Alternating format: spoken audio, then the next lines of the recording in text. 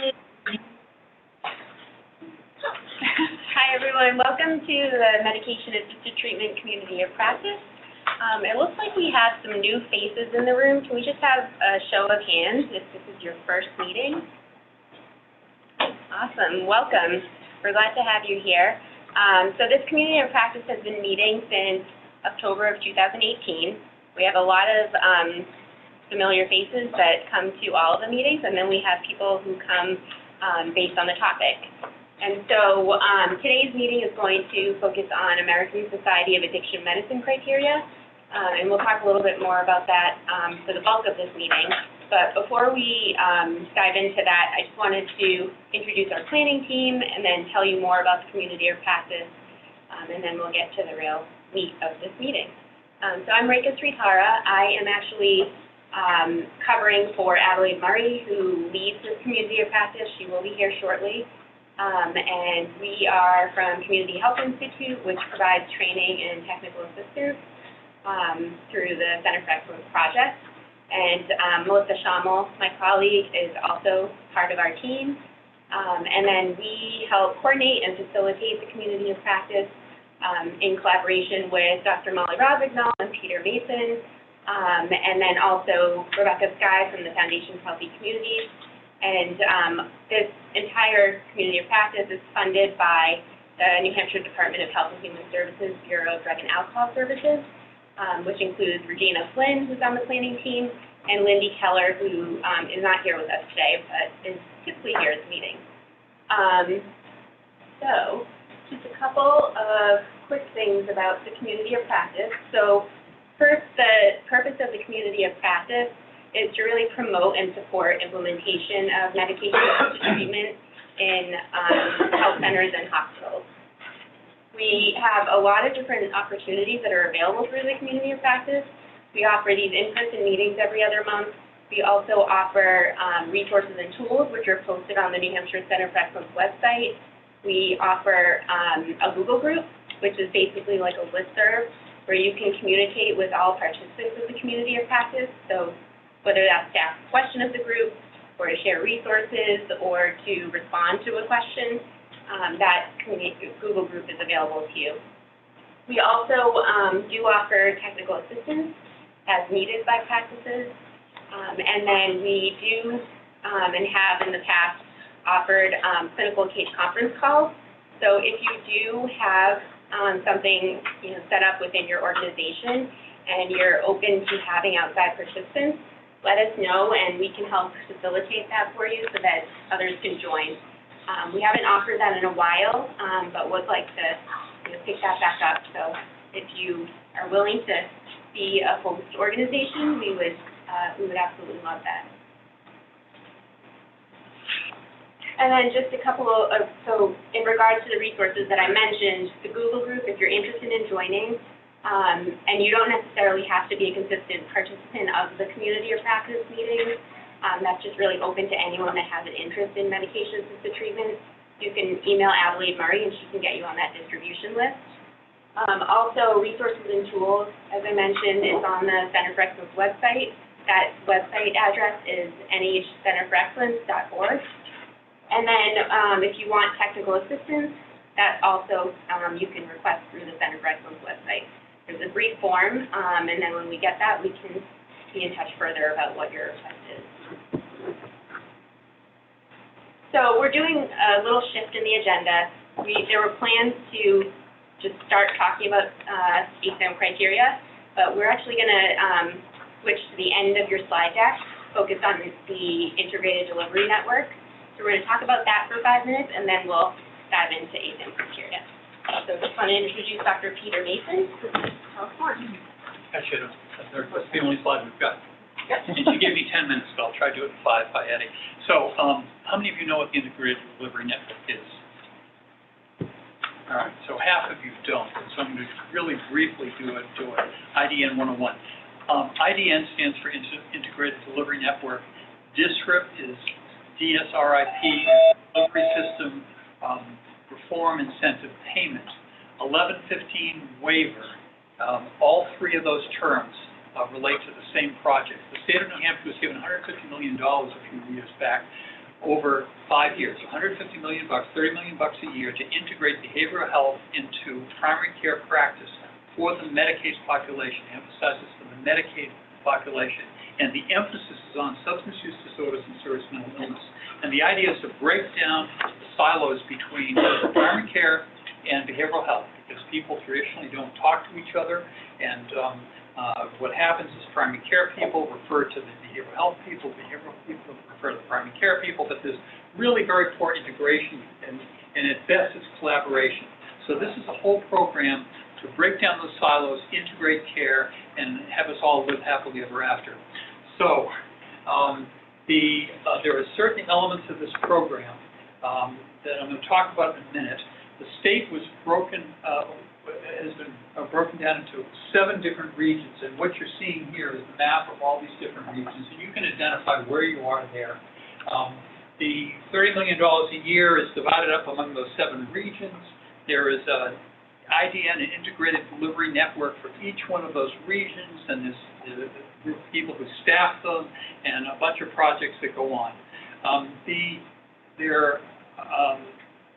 The integrated delivery project is the one that is probably most meaningful to you right now, and that's that there are a number of individual practices involved in doing this integration. Anybody here involved in that? Okay, so what happens there's certain key elements of those projects. The first thing is what's called the CCSA, and the reason I'm telling you this is you can hear a lot of this alphabet soup, and it's not going to mean anything to you. CCSA is a comprehensive core screening assessment. What's supposed to happen is every Medicaid patient who touches a primary care practice or a community mental health center over the course of a year, once during that time, gets screened with the CCSA, which includes questions about physical health, about mental health, about substance use disorders, and about social determinants of health. Then a treatment plan is developed, a shared care plan is developed by a care coordinator who the IDN funds. And that person then gets all the stakeholders, maybe housing authority because there's some problem there, or there's food insecurity, mental health people have to be involved, and once a month there's a multidisciplinary care team meeting that is put together for the complex patients in those practices. And all the stakeholders come to that meeting. I just came from one about an hour ago. It was awesome. 5 people were discussed. People heard things that they'd never heard about their patients from each other, and problems are being solved. And that is the idea, that kind of thing happens, and and ultimately all patients, not just the ones who are Medicaid, will be the benefits of this change in the way we think about the way we deliver care. We're in the 4th year of this project. There are 16 months left. You should identify people in your region who are doing this kind of work and try to get involved with them. The other 2 aspects of it that are important to you is an IT portion, which is developing a system where you can communicate with other people in a confidential manner about these problems. There are some issues related to 42 CFR Part 2, which if you hold yourself out as a substance use disorder provider, but we're working that stuff out too. And then the last thing is a workforce development aspect of it, which has 4 components. It's both recruiting people, it's retaining people, it's educating them so they can really get into the pipeline, and it's also training so people go up the ladder. And that's basically it. That's the whole district project. It's very exciting. It's going well, and hopefully you're going to be able to access a lot of the things related to the district project as you work with people with substance use disorders. That's it. And I apologize because I have to leave early, and you're in for a treat listening to Paul and Molly.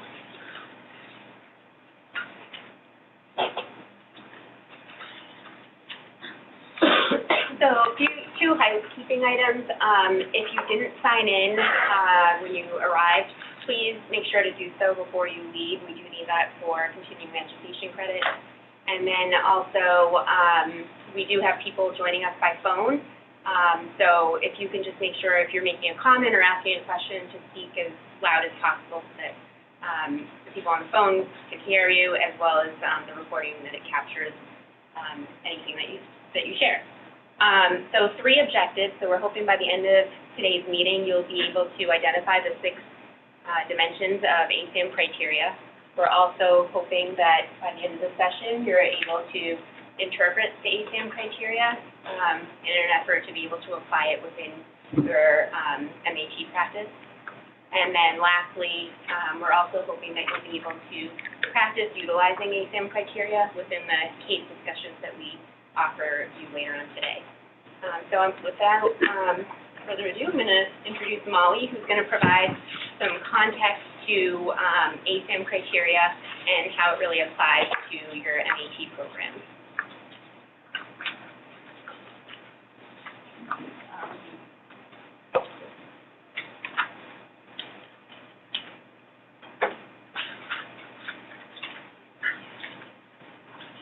I guess I don't know everybody. I'm Molly Rossignol. I know a lot of you guys.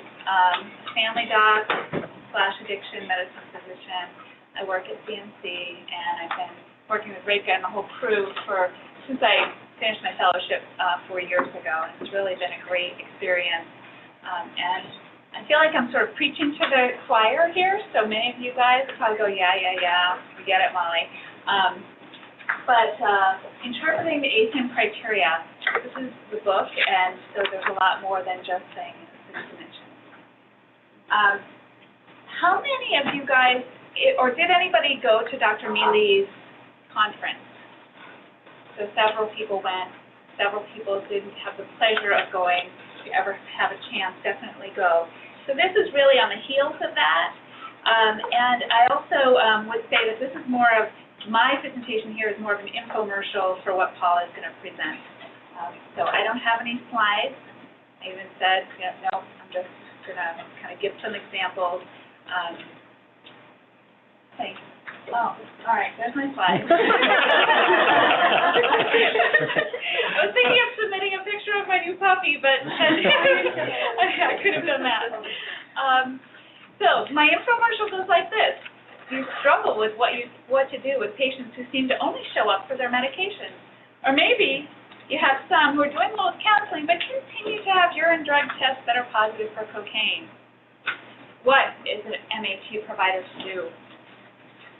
So I don't have all the answers either, but I just chose 3 examples that I want to go through and maybe talk through. When we had our meeting, I was talking about, I picture this sort of in buckets. My patients, sort of people who are really doing really well, kind of middle of the road, and then some folks who are not doing as well, and how do we apply the next treatment planning for them. So, and then the big question that came in, and when Paul and I had discussion about this, was where does medication come in? And when I think about medication, I think it comes in at least through the entire dimension. So I kind of feel like, well, what do you mean, where does it come in? We're using medication really as a component, as a treatment for this, for an opioid use disorder, which is why we're all here. In reviewing this, I came across, and I'll comment after each short segment, the concept of significance that I find for my patients. I hope that makes sense. So the first case is a patient that I got about 2 years ago named Scott. And Scott came to me, or I was asked to see Scott actually, who was having a physical exam, and the good medical student who was seeing him asked him if he did sort of a NIDA-1, have you used any recreational, or any opioids recreationally? Do you have any problems with substances?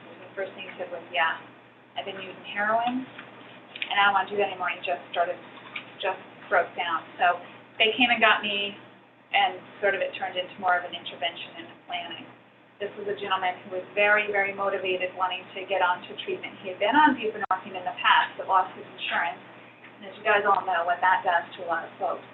And so we, were able to kind of re-engage him in care. He was interested in some counseling. He was interested in attending some mutual help meetings. This gentleman has had a job, actually works double time. This guy walks to and fro to his job, which is about 1.5 miles. So he gets a lot of exercise. He does have a chronic pain issue, and he takes care of a chronically ill spouse. So he, fits. As I talk about some of the things that have been really positive in his care and really beneficial in his recovery. So the things that, when I think about ASAM criteria, again, this is an infomercial, we're going to get more from Paul, but when I think of the things that really he has going for him, because Scott has done well up to this day. I see him every other month now. I give him a prescription for buprenorphine with a refill. And he has, he is regular, he gets to my office on time. He has to use CTS services because he has the expanded Medicaid program. But hugely for him is his housing. He has stable housing, this gentleman does. He also has support from others. He has mutual help groups. He has his wife and he has his coworkers. And then he also has significant emotional stability also within his life and his circles. So for him, medication has made a significant difference. He also has a lot of self-efficacy, and that's somebody who, when I see him, it's more, hey, how are you doing? And he goes, hey, do you mind looking at a rash? I mean, that's sort of our visit. And the concept for this is that this is not an acute illness. We saw specifically that Scott showed up after a relapse. Had he been able to manage not being on medication, he likely wouldn't have relapsed. Medication's made a difference for him. He sees me on a regular basis, and he really does well, and it's still very important to continue to follow through.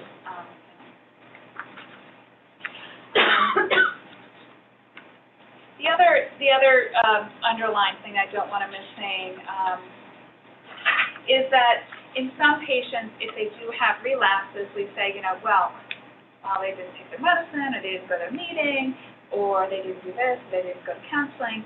And really what we'd like to emphasize is that patients don't fail treatment. We often fail our patients. If we don't have the options, different options for patients with chronic illnesses, then can we expect them to be adherent all the time if something's not working for them? So my second patient, and this is DT. He has been a patient of mine for 2 years, and actually, not unlike Scott, has been doing very well. Working a lot, has a family, has a place to live. DT didn't feel it was really up his alley or part of his world to attend meetings. He really didn't want to go to counseling. Work is really good. His kids are doing well, and so kind of medication was where he was met. He had some emotional upheaval in his environment, and then I started seeing, he called in, he didn't show up. Very unusual for my patient. And then he called in, can I get a bridge? Sure, you can get a bridge, but I need to see you in 2 days. I'll be there in 2 days. He shows up late. He shows up completely disorganized, kind of unusual, very unusual. And I was just like, wow, what's going on? And he had not relapsed onto any opioid, but had started using other substances. So this is sort of my kind of, we're going to see as in this chronic illness, potentially relapses. So looking at, again, the dimensions, what kinds of things can we incorporate to maybe bring him back into treatment, help him get to where he wants to go? And the first thing I said to him, what are you looking for? What do you like? What would you like? He's like, well, I gotta stay on my medicine. Do you have any suggestions for me for, where I could go for counseling or, you've talked about those mutual help meetings, or 12-step or whatever. Which one do you suggest I go to? And so I made some suggestions. The concept of this, and so he is, he's still in my practice. He has shown up a second time, and urines actually are good at this point. But I know that that's not like, oh, sure, we're through and we're fine. We continue to follow. The concept to this is really the high variability in someone's drug use course. Not everybody just stops. They may try something different. They may, their lives may bring them to a point where they need something to change how they feel. And so managing the ups and downs in somebody's experience. The other concept is that certainly personal characteristics of individuals are going to drive how people do, including their psychiatric comorbidities, their home environments, and then of course the social determinants, which I'm learning more and more, as we all are, these social determinants that really can drive how people respond to any type of medical care or health crisis. So ASAM criteria address much of these. What do patients want? That's one of the questions that Dr. Mealy brings up a lot. We may want something, but we really need to know where our patients are and where we want to meet them. One of the concepts that Dr. Mealy brings up, and I'm sorry if I'm stealing your thunder, I don't want to, but oftentimes, good, I'm almost done. Oftentimes we talk about recovery and abstinence, so that's the goal. I mean, yeah, that's the goal. I love recovery and abstinence, but sometimes we need discovery and then prevention of drop-off prevention. So really, let's get DT back in the clinic. Let's make sure he's doing okay. Let's find out what he needs. And then the last person is really sort of that, I'm not sure, I feel like I used to euphemistically call folks, bucking broncos. It's like, all right, well, let them buck for a while. Let's see where we can help them. So I've got a couple of people on my practice like this, so I wrote myself some notes. SM, and he clearly, this gentleman is somebody who is homeless. He has mental illness. He has a bunch of ACEs. He clearly meets criteria for a higher intensity of care. I have referred him on multiple occasions. We have called places while he's in the room with me. But, of course, you can't always, what does he want? And so usually when these kinds of things happen, what happens? They either don't go or they do. And fortunately, SM did end up going to a higher intensity of care and has come back and, is working his way to maintain some semblance of okayness or wellness. And the concept here, what I mentioned, I'm seeing more and more folks with social determinants of health that really are going to significantly affect them. So his living situation, finding some stable living, which he was able to achieve, the social supports are so significant compared to even the first two examples, and really helping folks to find that sense of support. This comes in where Dr. Mealy talks about, are they doing treatment or are they doing time? Because it took a long time, though it sounds like he got right into treatment. These were months of visits where his urines were still positive or his saliva testing was still positive for multiple substances. I didn't have to do that to tell me what he used. So really, are they doing treatment or are they doing time? I still feel like even if people are just doing time, in the context of using buprenorphine, I do feel strongly that we may be the only point of contact for folks. He's still showing up. Why are you showing up? Why are you showing up, SM? And he says, because I feel like you're the only person who listens to me, and I believe him. And so being that, at least constant person, even though I made him come in every week, and do very, very short medication prescription. Lastly, and I know I only have like 30 seconds. 3 minutes. Oh.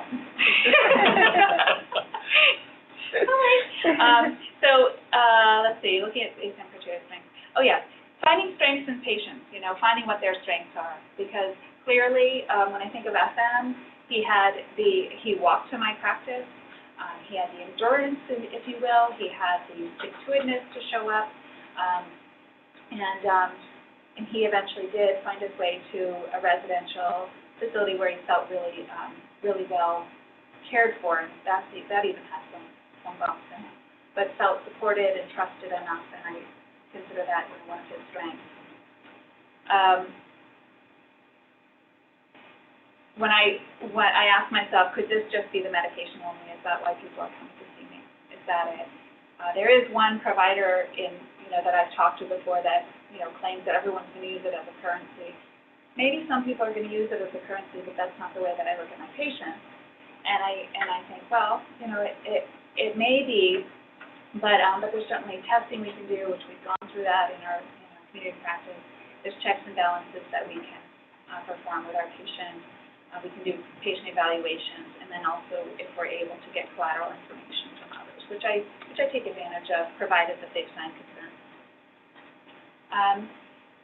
And looking at when Paul gets up, he'll talk about, I'm sure, continuum of care, which is really what ASAM criteria looks at, but making sure that we have an opportunity for monitoring, because that's pretty important. Again, I come back to keeping patients in our practice.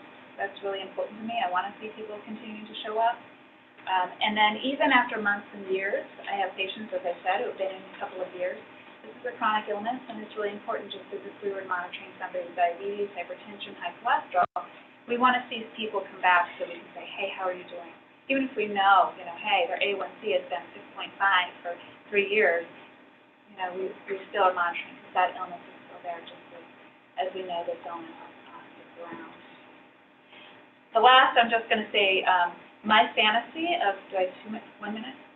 My fantasy of monitoring folks would be, online tools, apps, which there are some apps that are coming out. Maybe someday we'll do a COP on the sort of the tech and media, social media for caring for folks with substance use disorders. I know we've talked some about telehealth with some of the providers here.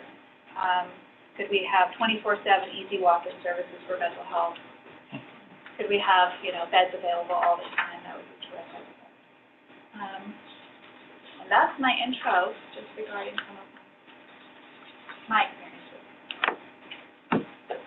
Paul, I'm introducing you, Paul. So, Paul, Kiernan or Kieran? Kiernan. Kiernan. Paul Kiernan is an MLADAC who I met at Concord. I'm actually just a LADAC. He's a LADAC. And working for Center for Excellence.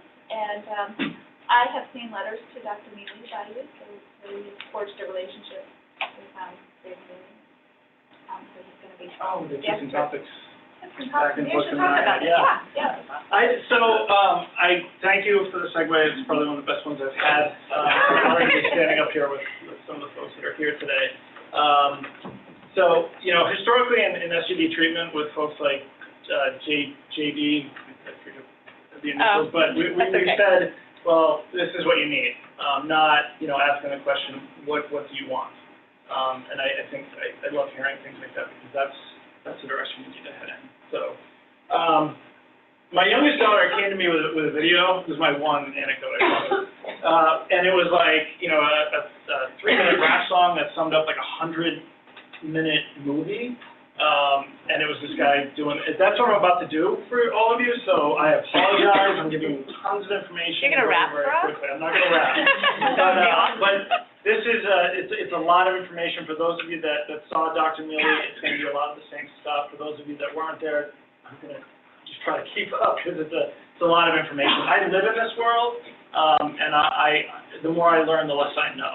So, I'll give you what I can. And I've been told I got to keep my anecdotes down to a dull roar. So I'll get started. So the American Society of Addiction Medicine, ASAM Criteria. When we talk about ASAM Criteria, we are talking about the book. For those of you that don't have the book, that are interested in ASAM Criteria, I very much suggest you buy it. Everything's in there. Everything you need to know is in there. But what we're talking about is patient-driven lengths of stay. Historically, SUD treatment has been insurance-driven. It's been fixed lengths of stay, 28-day programs, things like that. ASAM is really all about patient-driven lengths of stay. If I have a broken hip, how long am I in treatment for? Until I meet my treatment goals, until I heal that broken hip, not a fixed length of stay. Non-program or curriculum-driven treatment. So the individual who has no criminal history is sitting through lessons for criminogenics and has been gainfully employed is not supposed to be sitting through that curriculum. It's not appropriate for their treatment goals. Really working at discharge or continuing care, looking at that continuum of care, beginning at intake versus scrambling to do it at the very end. Continuum of care versus graduating treatment. Okay, it's not, oh, you've completed, here's your certificate, good luck. It's, what's the next step? What's the next prescribed amount of treatment for that individual as we move forward. Completing a dimensional assessment, we're going to talk about that, and continuing to assess. So, as the examples that Molly provided, you know, if someone comes in, now I'm looking at, okay, I'm doing a six-dimensional analysis. Okay, this person's using another substance, I'm gonna look at dimension 5, assess what their continued use or problem potential is, and kind of go from there. So, ASAM criteria, there are 6 of them. I'm about to go over all of them to this slide. So dimension 1, okay, when we talk about dimension 1, we're talking about acute intoxication or withdrawal potential, okay? So we're not only talking about, you know, what's the potential withdrawal, or what's the level of withdrawal they're in, but it could also be for intoxication if they're under the influence of the substance, to what degree. What are the risks associated with the patient's current level of intoxication and withdrawal? Is the person intoxicated and planning to bike, drive out of there? Are they going home to their 2 small children and no one else is home? What's their level of intoxication that they're going to be doing those things with? So we want to look at that. We want to get a substance use history. How much, how often, how, and how long. All of those things are going to change the level of withdrawal they could experience, okay? We want to look at, obviously, you know, how are they using it? You know, the method of use is going to change bioavailability, is going to change the potential for withdrawal. So we want to get all that information. We want to focus on here and now. We want to get the history, but here and now is going to trump history, okay? If the individual is in severe withdrawal, but they don't have a history of any kind of seizures or problems associated with that withdrawal, we're still going to take the here and now, and vice versa. Current withdrawal symptoms, withdrawal history, okay? Again, we want to get the history. It's important, but we also want to find out what's going on now. We also want to know that if they are intoxicated, and we know how much they've been using, they're not in withdrawal now, but boy, they're going to be soon if they don't have any more substances. We want to get a CLAW COWS or CINA score, very important, because it's something to kind of continue to assess with. We also want to collect that information, but have someone who is able to interpret the changes in those scores as they go forward. Assessment of a multidimensional interaction, we'll talk about that. Consider the patient for withdrawal management services, okay? Either ambulatory, which a lot of people don't even think about, or residential, or inpatient, I should say. Dimension 2, biomedical conditions and complications. Current physical illnesses, chronic medical conditions, pregnancy we want to look at, multidimensional interaction, special attention to dimension 1. So an individual who has a history of a seizure disorder, you know, we know that opiate withdrawal alone is not going to cause a seizure, but if someone has that history and they are in opiate withdrawal, we know that an overexcited central nervous system is probably going to make them more likely for a seizure. So we want to look at those things and how they interact.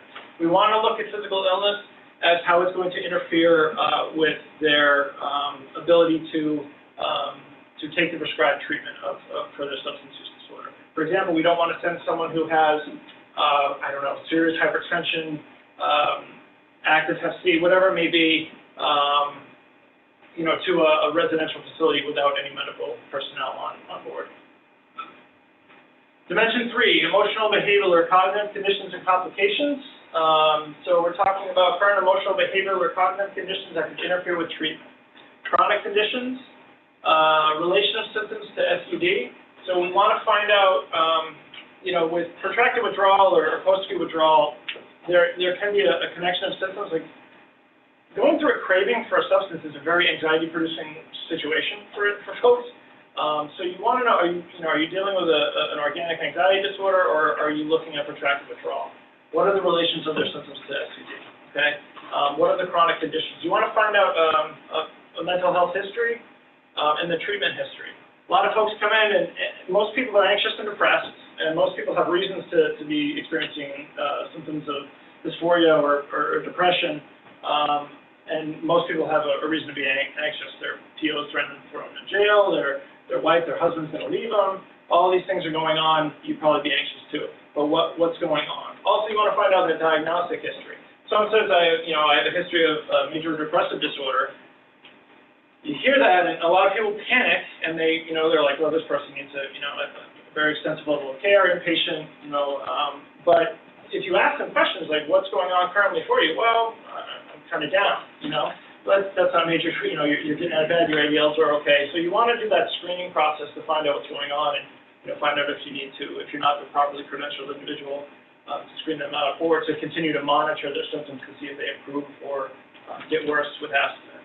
So you want to get that treatment history. A lot of people come in and they're like, oh, I'm a little bipolar. It's like, I don't know what that means. I'm not mental health, but, you know, I still don't know what that means.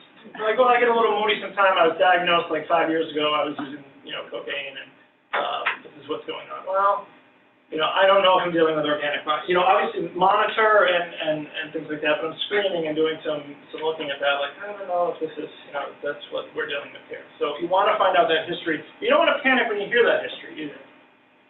TBI history, I started this one because a lot of folks don't ask a lot of questions around this. You know, we ask, have you ever had a traumatic brain injury? No. If you had asked me that for years, I would have said no. And then after we learned more about concussions, you know, the bus ride home from the freshman football game when I was like, okay, I'm on a bus.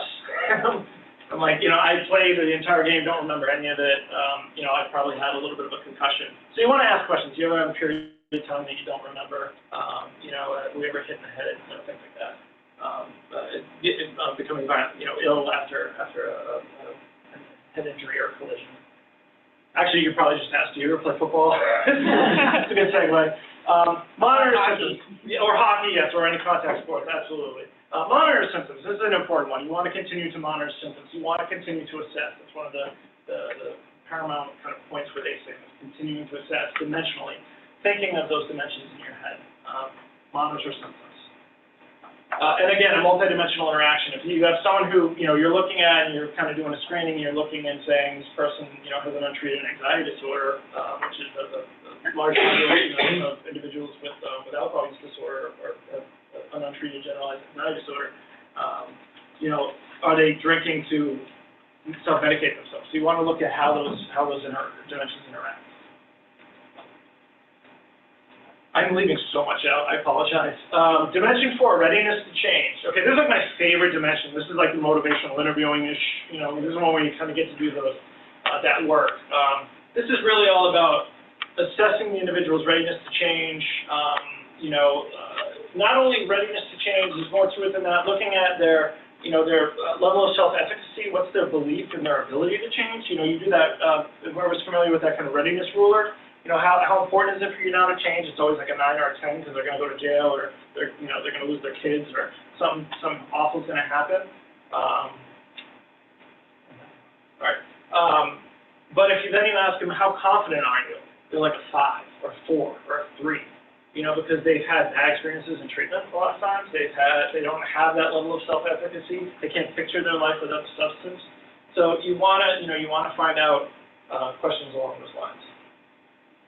Mental health and SUD assessment, you can assess what's their readiness to change to address a mental health disorder as well. Patient's level of awareness of their relationship between negative consequences and substance use. I had a patient one time, I was doing an assessment, I don't know if Monica remembers this, but I remember doing this assessment and, you know, I said to her, you know, she was telling me kind of reasons that that it wasn't that bad. And I was listening and doing a lot of motivational interviewing during the assessment. And she said, well, I don't have any scarring, you know, and she's, you know, pointing at her left arm where she used IV fentanyl. And I need to mention, this woman had these 2 fingers on her left hand amputated because she had a horrible infection from IV opioid use. So the disconnect between the consequences of her use, you know, those cognitive distortions, that distorted thinking is so paramount in this illness, and you want to assess, you know, what is the person's understanding of, you know, the problems in their life that they associate with their substance use disorder. What's their level of awareness? What's their readiness, willingness, ability to change addictive behavior? What resources do they have? What's their, you know, level of self-efficacy? You know, if you have patients who you're like, you know, what are you willing to do, you know, in order to do this? Like, what aren't you willing to do? You know, you can find out a little bit more about, you know, what are some of the things that they're willing to implement in their own care. So you want to find out, you know, kind of where they're at. What are their goals for treatment? Not your goals for treatment. What are their goals for treatment? So if they're coming in and they're saying, you know, everything's fine, well, you know, your probation officer called and said, you're testing positive for, or you're not testing positive for buprenorphine, which I'm prescribing you, or you're being prescribed. But you're testing positive for cocaine, what's going on? Okay. You know, well, find out later, the patient's goal for treatment is really just to get their probation officer off their back. You can kind of work with them on their goals and how their use can kind of get in the way of their goals. Multidimensional interaction, again, someone who has significant problems at dimension 4, there's a disconnect between their use and their problems, things like that, is going to have a heightened increase in problem potential in their dimension 5, relapse, continued use, or continued problem potential. You still with me, everyone? I'm losing myself, so hold on. All right, both SUD and mental health can be assessed here. What's the potential that they're going to have continued problems with their mental health disorder or psychiatric disorder? You want to, find out what strengths, coping skills, ability to manage cravings, impulse control they have already. When you talk to clients a lot of times, or patients a lot of times, so what do you do? What happens before you use? What do you mean? I just get high. Okay, cool.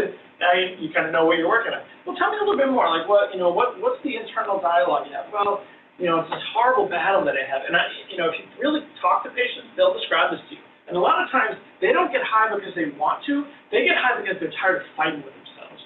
And that's really what I've heard over and over and over again, is that it's like, I just couldn't, I got so tired of that battle. So you want to find out, is there some inner resistance? Is there some consequential thinking happening, that you can kind of build on? Do they even know what a craving is? Have they had prior treatment? Things like that. Understanding relapse versus continued use potential, I can go on, and I could do a whole day just on this alone, because there's a very big difference between someone who is continuing to use and someone who is trying to not use and is engaged in treatment and is relapsing. There's a very big difference. And historically in the SUD field, we have addressed both as relapse problems. Oh, you're continuing to use? Well, you better stop using. Let's give you another relapse prevention plan and see if that works. Well, it's not working because they don't need a relapse prevention plan, they need a discovery plan. They need a way for them to identify that the problems in their life are caused by their substance use disorder. It may be plain as day to us, but it's not to them.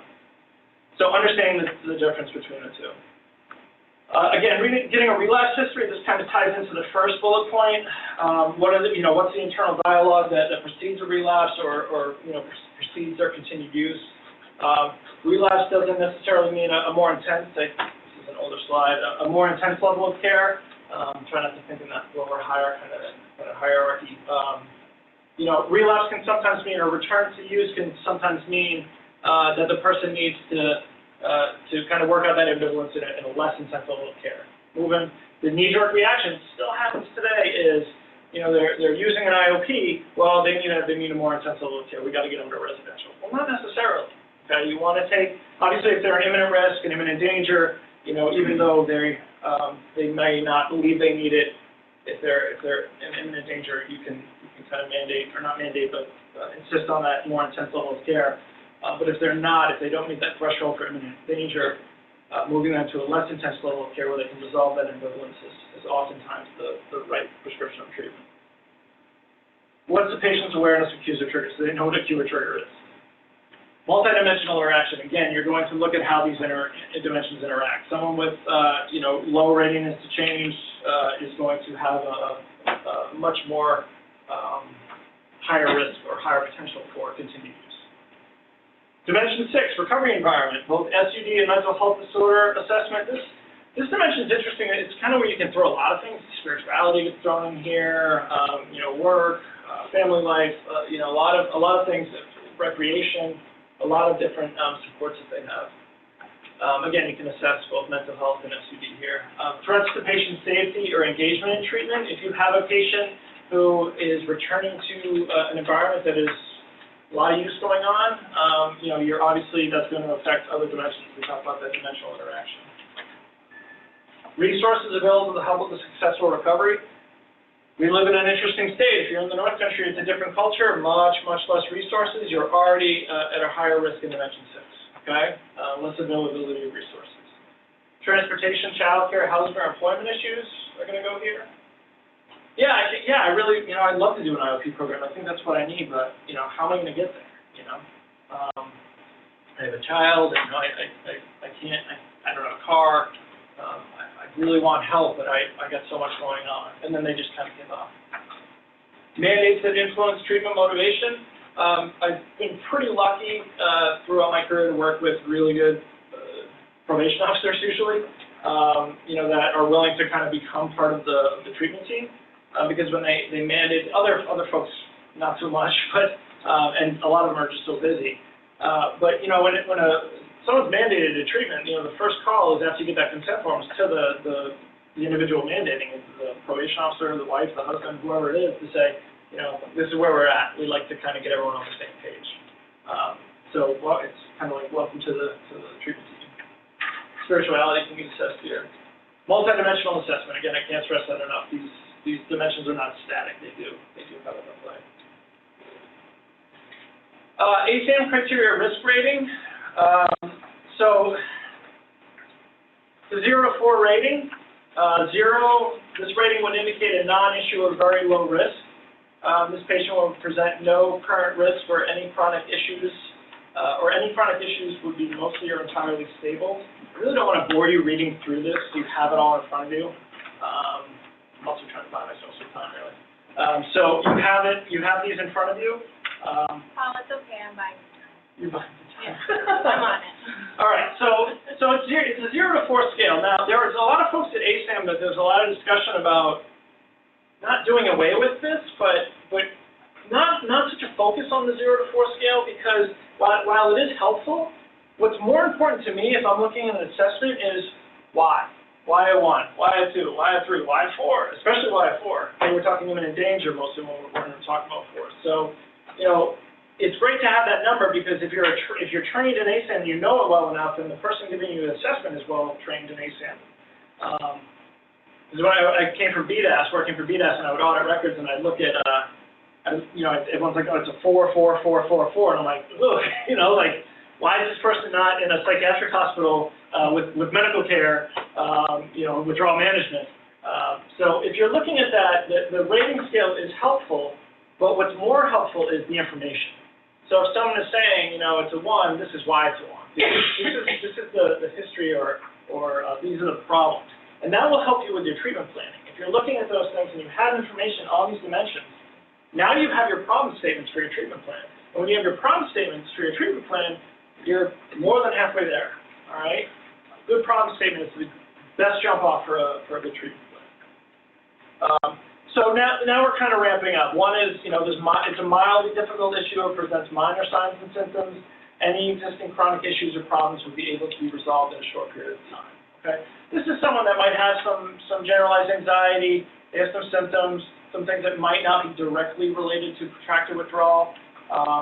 But if we teach them some recovery skills, those recovery skills are going to kind of translate across the board, and they're going to be able to implement them to deal with any anxiety. 2, this would indicate a moderate difficulty in functioning. However, even with moderate impairment or some persistent chronic issues, relevant skills or support systems may be present. Okay. Yeah, I have this really bad anxiety, but this is how I've dealt with it all this time. Okay. It is a problem. I do have it, but I've been able to manage, and this is how I've managed. Yeah, I have this history of major depressive disorder, but what they describe to you is some dysphoric kind of symptoms. You want to monitor that. You want to see if it's getting in the way. If all of a sudden they're saying I didn't come to treatment because I couldn't get myself out of bed, now we know we're ramping up and we need to this thing needs to be triaged in our treatment plan. 3, this rating would indicate serious issue or difficulty coping with a given dimension. A patient presenting at this level may be considered in or near imminent danger. Okay? Imminent danger is a whole other talk on its own. So 3, this is something that really is going to drive a patient's care if they end up at a particular level of care in most cases. 4, this rating would indicate an issue of utmost severity. The patient will present with critical impairment in coping and functioning with signs and symptoms indicating imminent danger concerns. And again, see your handout for easier reading. So 4 is like someone who's not going to leave your office without a treatment plan. This individual that Molly describes who kind of broke down, probably had some things that were of that severity. Where it's like, okay, let's bring someone in and make a plan.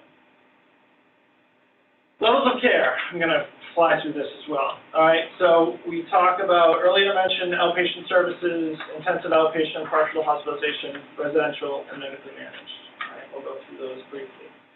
Level 0.5, you know, I came up in the treatment field. I've always had this mindset that treatment and prevention are two totally different separate things. They're not. Okay, early intervention is treatment. Early intervention is prevention. Hey, you got a DWI. You don't have a real significant history. You don't meet the threshold for any diagnostic criteria, or not all of the diagnostic criteria. But let me give you some education to prevent any further problems with alcohol or drugs or whatever it might be. These are typically like DWI programs, work programs, things like that. Not sufficient information for a diagnosis.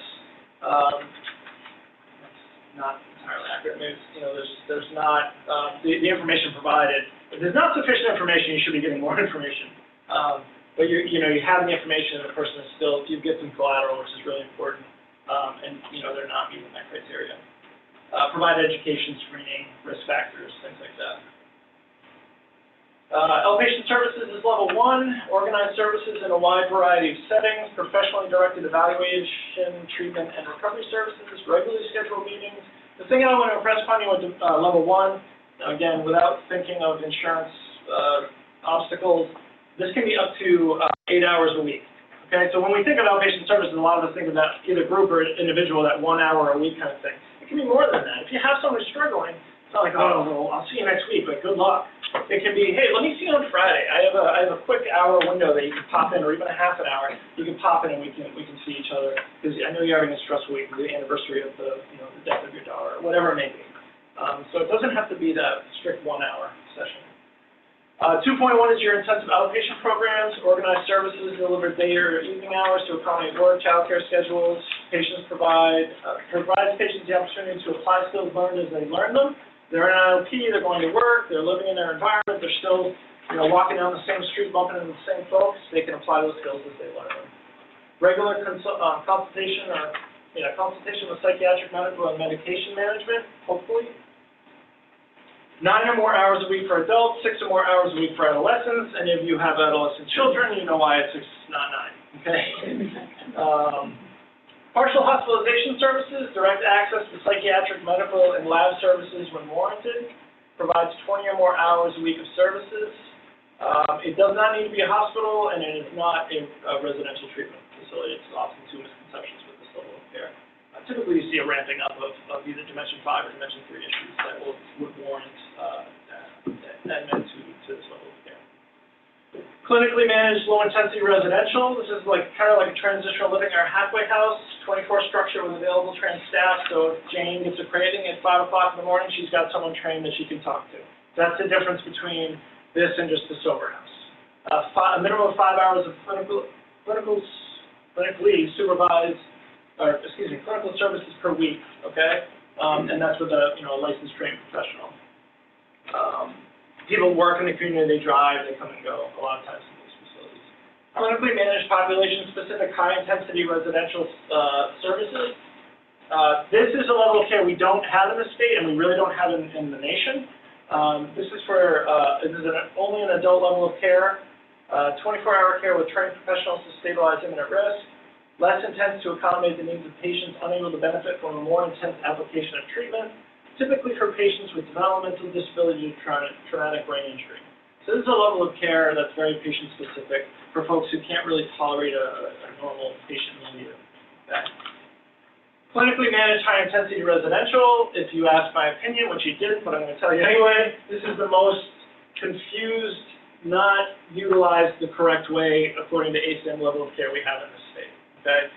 It's the 28-day programs. We house them for 28 days. We call it individualized care, but we still keep them for 28 days regardless.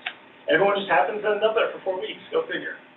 It's really meant to be imminent danger. You stabilize that imminent danger, and you look at that continuum. Okay, where do we go from here? Let's get this person back to their life. Let's get them, functioning where they need to be. So we're talking about 24-hour care with trained professionals to stabilize imminent risk. Patient can't get from point A to point B without using, and their use is creating problems in their life that is going to either seriously harm themselves or someone else. That's what we're talking about. Nobody knows what to do with them, so we're going to house them for 28 days. We're talking about, stabilization. Patient must be able to tolerate and benefit from an intense milieu or therapeutic community. They also need to be able to do this without medical care. So if someone has a ramping up of, we'll get to that in the next slide. Now we're talking about inpatient. We turn from residential to inpatient here. 24/7 nursing care, physicians available, similar to 3.5, but with in-house access to acute medical or psychiatric care for individuals with significant problems in dimensions 1, 2, or 3. So those are the dimensions that are really going to there's going to be an effect in that is going to create the need for this high intensity level of care. They either have significant withdrawal risks, significant biomedical condition risks that are going to warrant them going to an inpatient facility or significant psychiatric concern. Level 4, this is 24/7 nursing care with daily physicians care for severe unstable problems in dimensions 1, 2, or 3. Counseling services are available, but if someone is in active psychosis, doing motivational interviewing with someone who's not fully oriented is oftentimes not effective. But when they, do kind of come around, you can kind of intervene. Although an SUD diagnosis is needed, patients' acute needs are addressed. Okay, so if they have a severe psychiatric disorder, you're addressing that. Opioid treatment services. Okay, we talk about agonists, medications, and if you want more information on that, I highly suggest you get the book. Page 290 starts the whole section on medication-assisted treatment of opioid treatment services. When it talks about agonist medications, antagonist medications, what kind of preaching required here? Can be and oftentimes are bundled into other services, other levels of care. Opioid treatment programs, your methadone programs, office-based opioid treatment. So if you want to look at page 2, the pages I think are most important are 296 to 299. They really give a real good crosswalk of who's appropriate or how to figure out who's appropriate for opioid treatment services.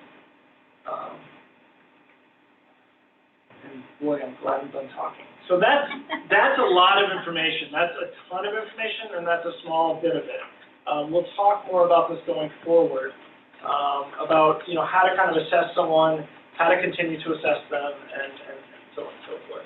So questions? I guess we'll take some time for questions.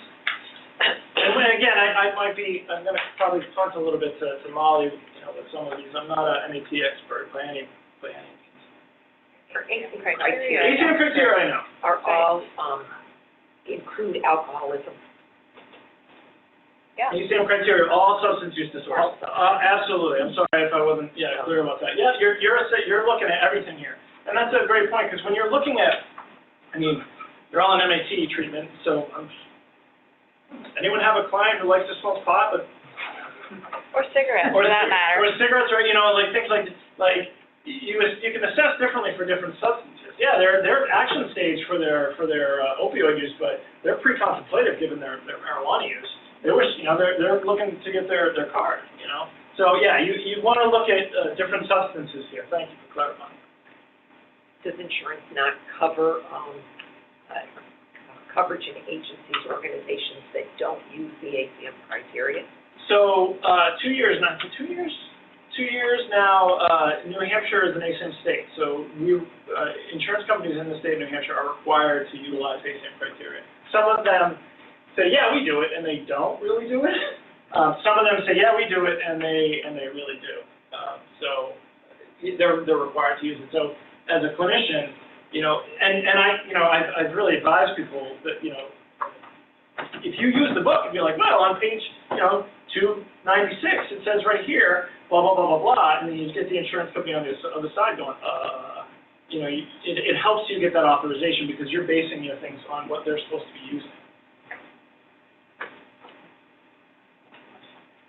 So, this patient that is using other substances as well as their tobacco, being them for a while, let them stop. He's impulsive, he gets very angry, will walk off bad eventually. At what point do you say we need to go with feet to the fire and we need a higher level of care if you can't come with weaning you down, and that's how it's going to be? So, The one thing, I'd like to hear some of your feedback on this one, but my recommendation would also be not to immediately look to a more intense level of care, but to look at, okay, well, what are the motivations for them to discontinue that use?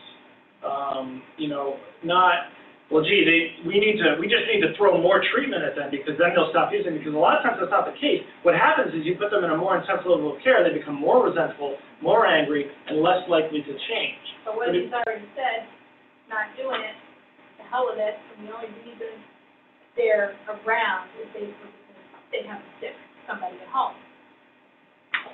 At what point do you keep giving them the medication just because we're at least helping them, even though he's not going to do anything else? I think that's the $1 million question that we need right now, is it not? But Yeah, if you don't mind. well, I would say, you know, that we're treating addiction. You know, we're not just treating, again, we're not just using medication to treat I understand. a dependence. We're treating addiction and, you know, looking at, again, what are your motivations and, for example, I don't know if you're talking about somebody using cocaine or methamphetamine or, you know, there are some things that we ain't got a prescription for, you know, and we can do our best to help the person come sort of that discovery, if you will, discover why it may be a good idea. How is that limiting them moving forward? And I have patients who are always positive for cocaine. I'm not going to stop prescribing them buprenorphine because you know what? He's got a big scar, looks like shark bite, because he had to have surgery, and that thing hasn't changed for 3 years. He hasn't put a needle in his arm. He continues to take care of his family. He does have a PO to you know, face, and I say, you know, let's talk more. We talk about motivational interviewing. We talk about some of the consequences and some of the strategies he could employ, and what do you want? What do you want? And he says, I want to stop. But so no, I'm not going to threaten. I used to, but we've evolved. I mean, the stuff that that happens on the street is going to kill them. And what's the better?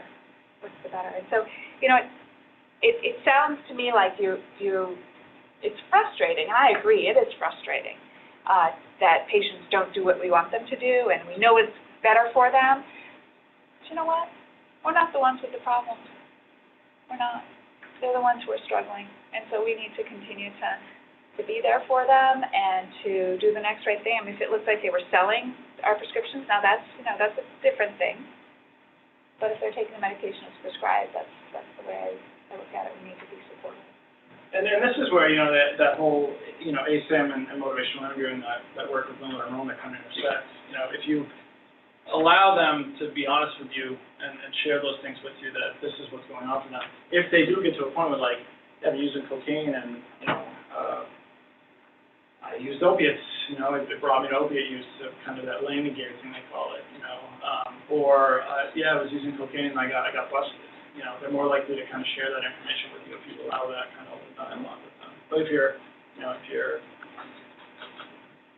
become adversarial with them, like, listen, you're gonna, you know, I'm gonna cut you off, and you know, you're gonna need to go to a higher level of care.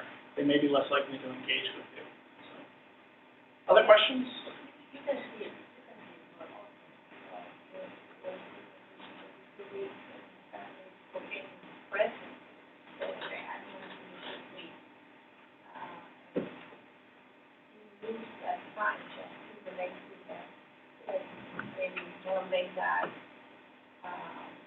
Intervention or other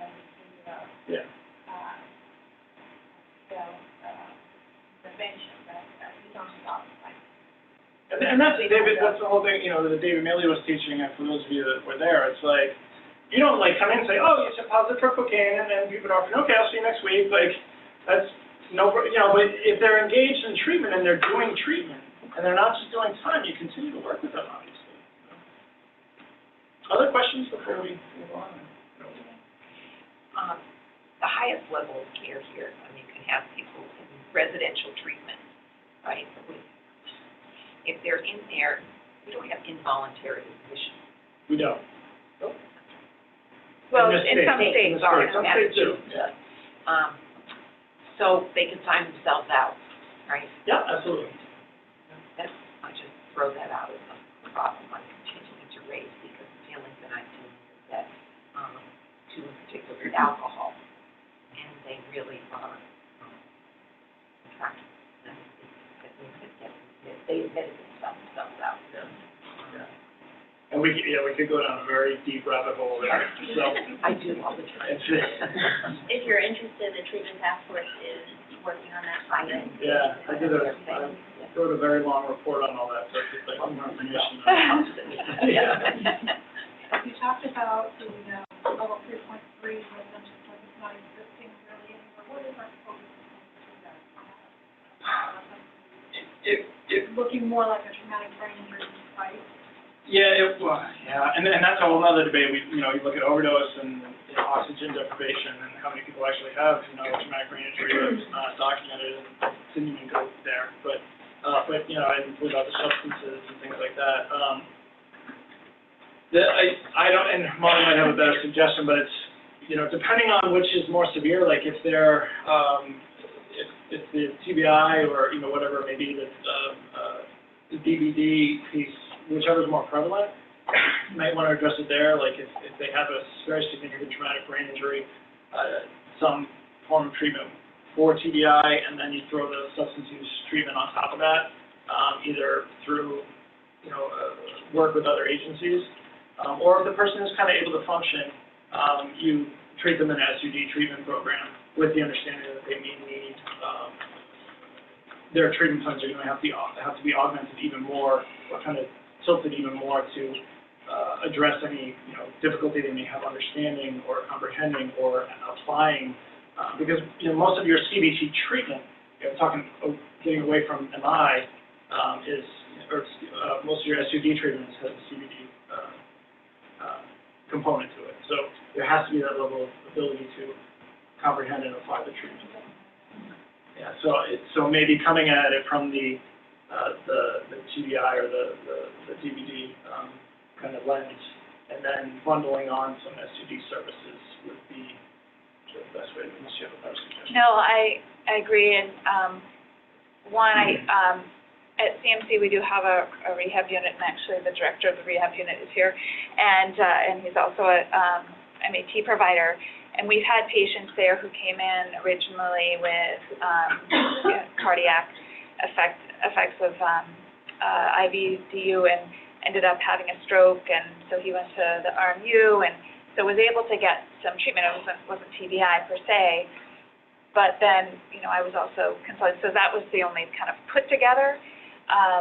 While that individual was hospitalized, I did look around the country, and there are a couple that are TBI specific, but they're very expensive and very exclusive, and but there was a place in Minnesota. I was going to look up the name of it again, but there are some very specialized places. Other questions?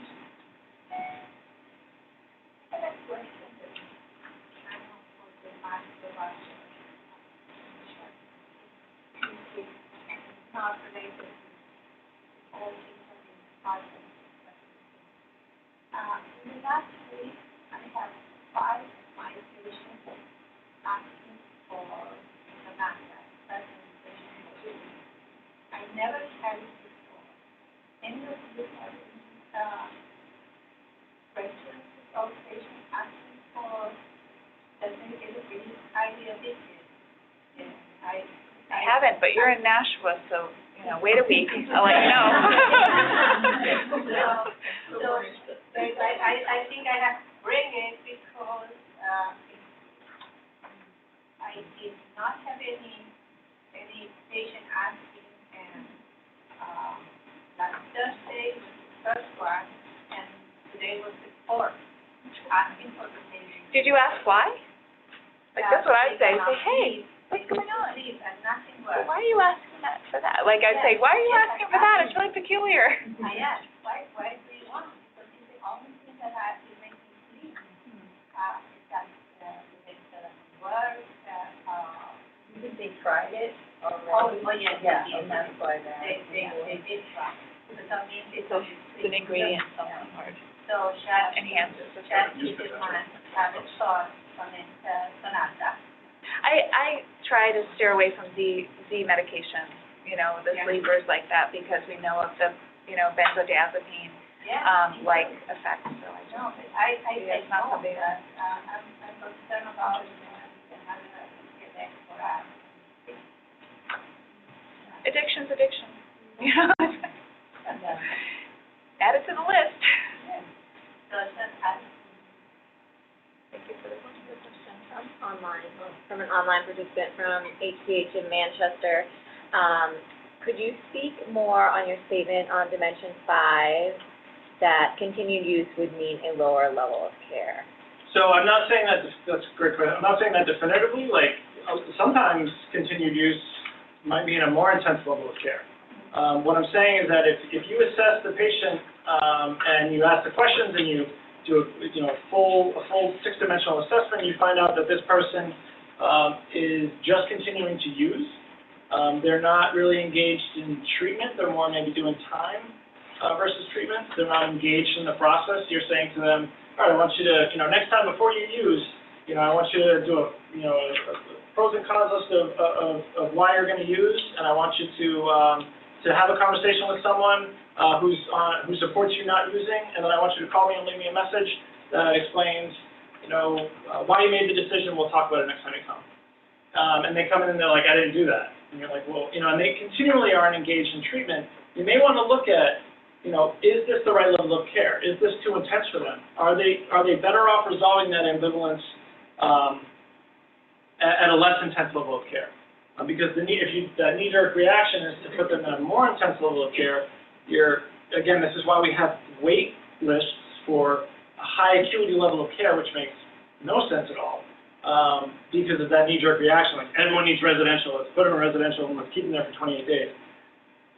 If, however, that individual, it's a relapse issue, they're living in a very polluted environment, there's drugs everywhere, their roommate uses, they live above a bar, and their significant other deals, and they are, coming to you and saying, these are all the things that I did before I picked up, and I still am, I'm trying this, I'm trying that, I tried this tool, I tried that tool, and I cannot stop using. This is someone who now you're looking at, okay, well, let's look at IOP if they're an outpatient. Let's look at, maybe a low-intensity residential treatment program with an IOP connected with it. Let's look at a more intense level of care, because this is a relapse issue versus a continued use issue, okay? When you look at someone who has a continued use issue, but is in imminent danger, let's say they're using, what's an example? They're using IV fentanyl, and they are sharing needles without any care for their works, nothing. They are using and sharing needles with everyone they come across, and they just don't, they don't have any regard for it. That's a person who, despite their low level of motivation, may be, based on imminent risk assessment, and that's a whole lesson in of itself, may be appropriate for a more intense level of care. But in most cases, individuals who are continuing to use and don't meet that threshold for imminent risk are more appropriate for a less intense level of care. I'm not saying across the board they are. I'm saying there are individuals who they're doing things, they're engaged in treatment, and they keep using despite adhering to the prescription of treatment that you've provided. Those are folks that are going to need more intense level of care. I think I answered the thing. Yeah. I think I don't know. And if not, chime back in, I'll go at it again. Thank you. Yeah. Any other questions? All right. So what we're going to do now is we're going to do some practicing. So first I want to thank Paul for all of that really good information very quickly. Sorry. No, so we had originally prepared 2 case studies for you, but I really want to slow it down and kind of take our time working on this and thinking about it and practicing it. So we're going to start with case number 2 is the one that I picked. This is going to be Mark Smith. So in your handout, don't get confused between Mark Smith and Jennifer. We're going with Mark at this point.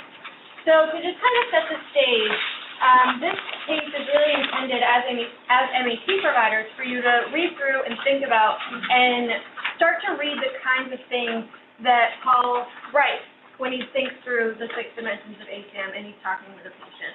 And then as you read through, the precipitating factors, their history, and then how he breaks up this information for each dimension, we have this, worksheet, I'll call it, on the back. And so this is where, after you read the information for the 6 dimensions, you can practice utilizing that the risk rating scale. And so I think that our goal here is to really help you as MAT providers start to think through the 6 dimensions. And then when you start to think about what is the highest risk for those dimensions, that helps you start to think about what other kinds of services can I engage to help meet that risk, to help that person in that dimension, what level of care might be appropriate based on where the highest level of risk is. So that's what we're going to practice now. Is there any questions? Great. All right, so what we'll do is either, if you like to, I kind of leave it up to you if you'd like to work individually or connect with the person next to you or with the people you came with. Read through the case that we have here, fill out the worksheet, and then we'll come together and talk about it. Because if there's anything we've learned from these kinds of activities, we're going to have a lot of different ideas and a lot of different suggestions, and so we'll talk that all through together in maybe 10 or 15 minutes.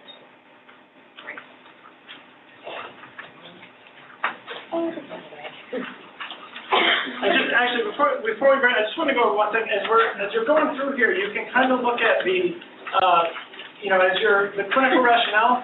These can really be some problem statements. This is where you can start to look at what the treatment plan might look like going forward.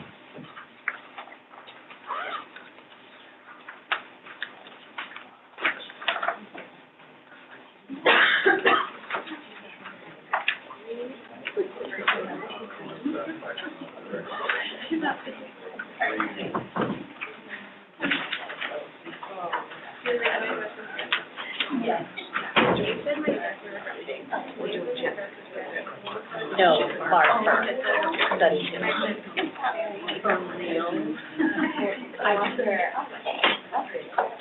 To the treatment. What? Did you tell me?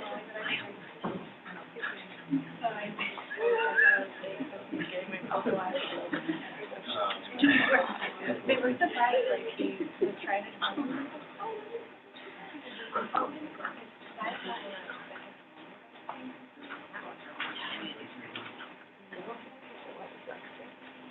I got, it's the first time, so I got 5 one side, 1 another, and now I have 4 more.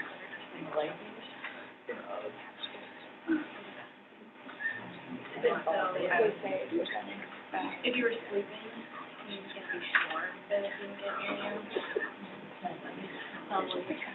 Really? I didn't do that. I didn't either. There was our house and our actually, she's actually the one that found it. And then I was like,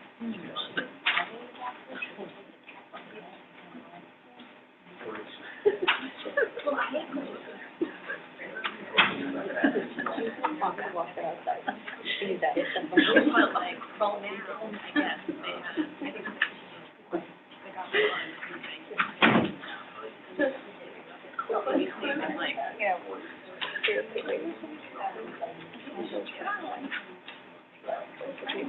Right. Yeah. No. That's why I'm doing that. I change mental status, probably inability to control, like neurological stuff, you're gonna get neurological. I'd have to look it up, but I'm sure I'll start going psychotic. I think I would do.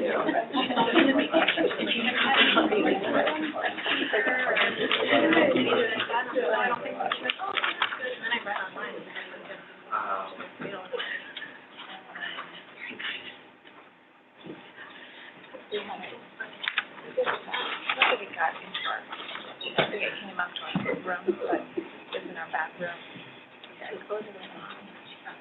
We went away, and because we couldn't find it. I'm like, oh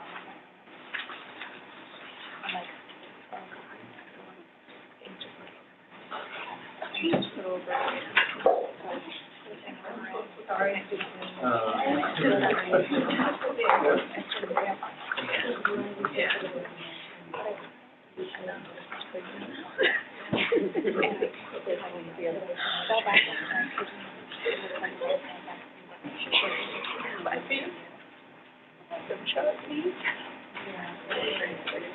Great. I thought it was gonna die, so she's like, here. And the next day I went, oh, God. It probably survived. And I was actually,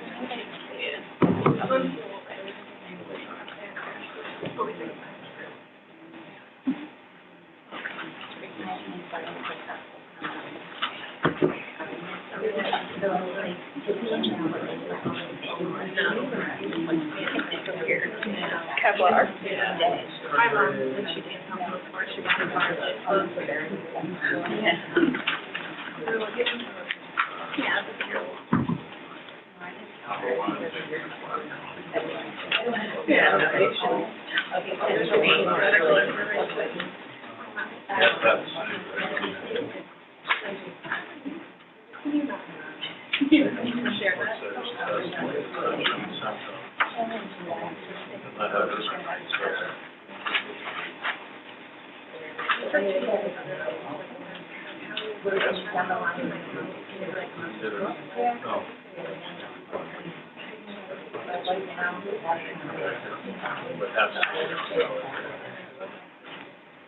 Emotional, behavioral, cognitive conditions.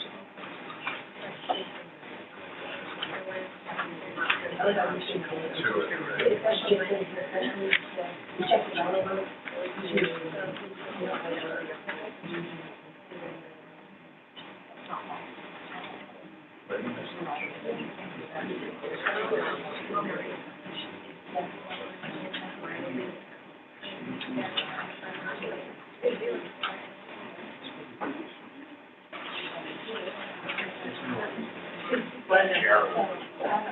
That's what I was talking about. So,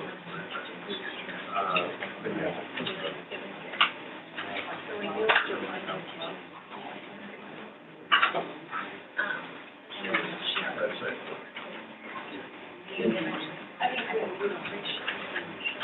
Relapse.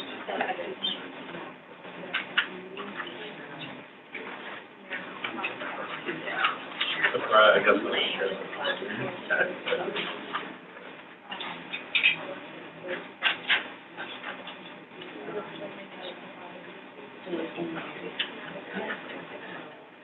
I would put 5.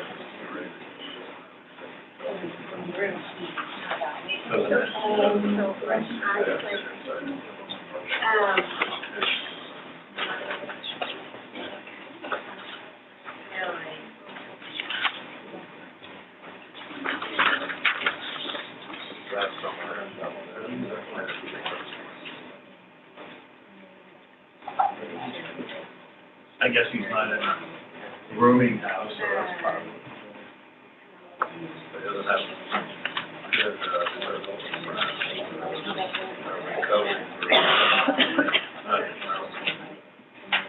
I don't know anything about it.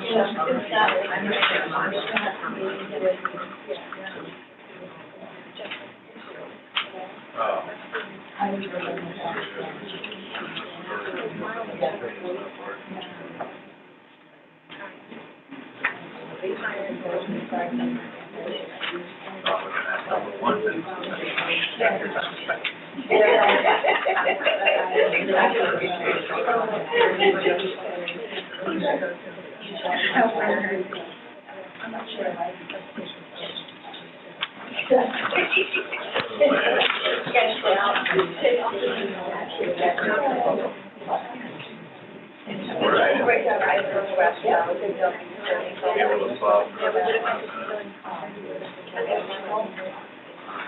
Well, the here and now is that he doesn't have anything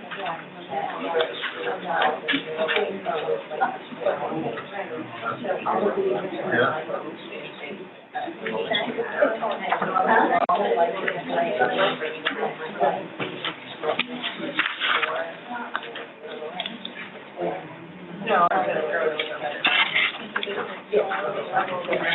No, I was thinking of really set a couple of in this last meeting.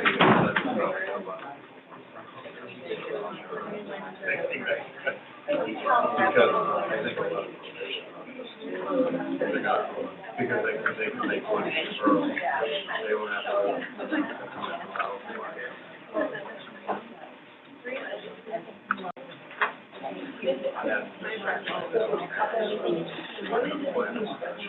recovery coach.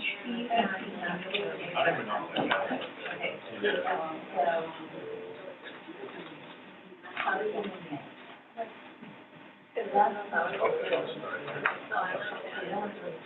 That's my life now. Well, have some good lunch.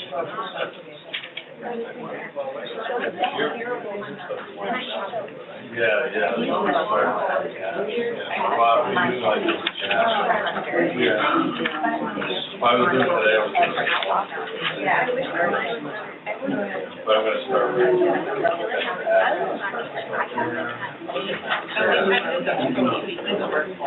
I mean, I'm open to.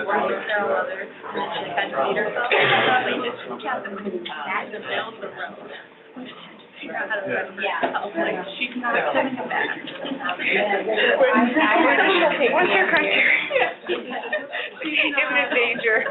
She's not the whole thing. For any imminent danger, she wants to stay right. No, she wasn't imminent danger, she needs to. I kind of like the. No self-efficacy. I will probably get people that would commit to that. And then like, and then I have to go over and I'm like, that's not hunting. You don't have to be like. And then maybe we could code it, so like somebody's, we could have their that's good. Right, 5 more minutes. Kind of reminds me of what I used to do. Doing Saturday. Sounds good.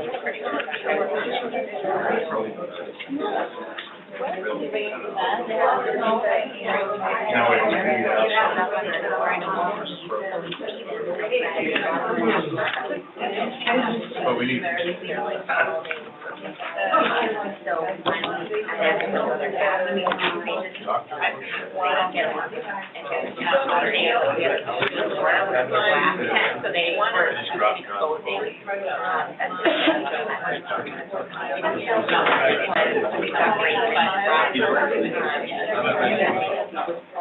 Yeah, I mean, I know that.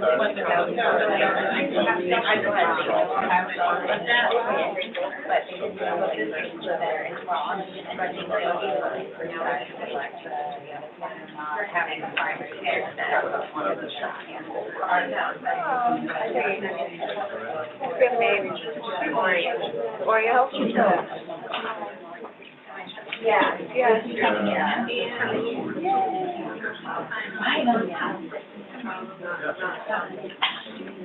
I knew you were right. They like it.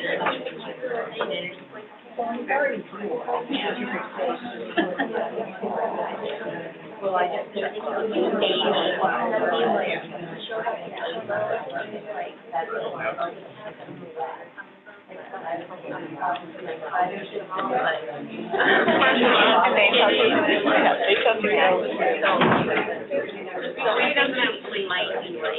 Very well. Right, but that's,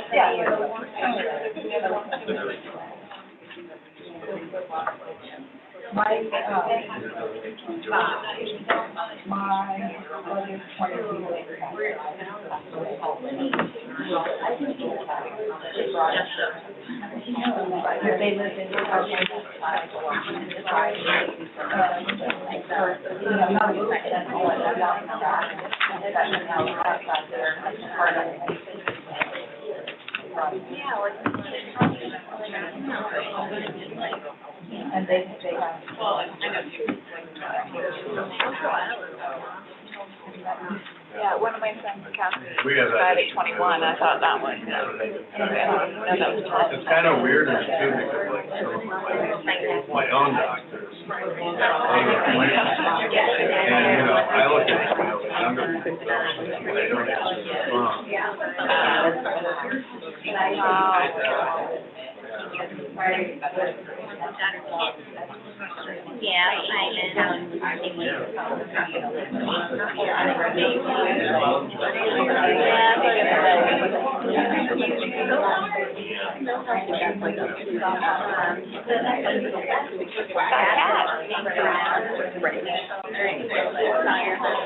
No, definitely not. You like, yeah, but no, I think it's just like wanting to be around everyone.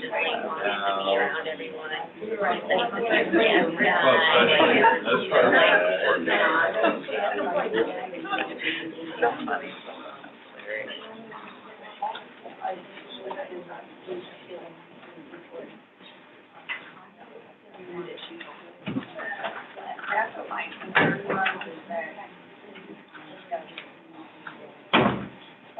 So I'm going to one question,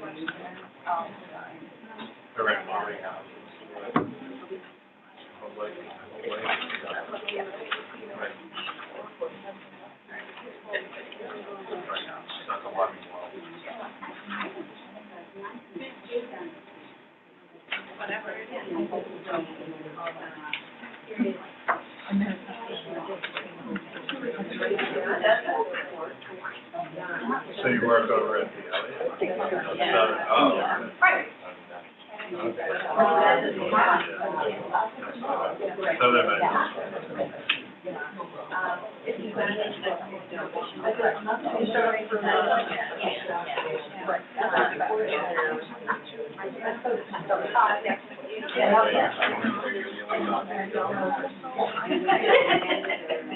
Well, I have a story, but the one where I get promoted backwards.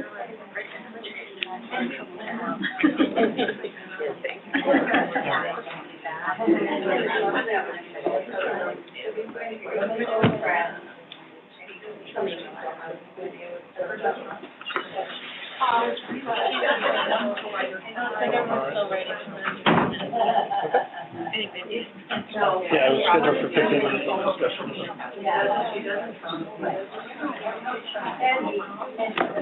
I like how amendable this meeting's been. We just kind of switched it up as we go. How was that for you? Was that okay for you?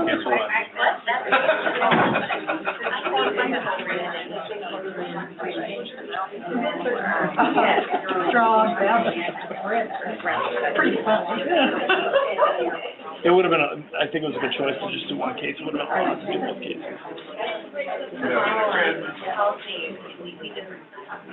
Really? Yeah. Like, there was one side, but the person on the other side, like, what did I get with you? And I kept my anecdotes to a dull roar. You were fairly heavy. Yeah. It was very hard for me.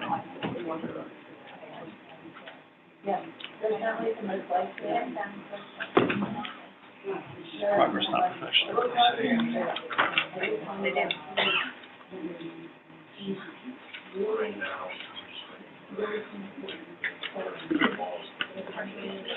Well, there's like 20 that were, Yeah. yes. One of them I already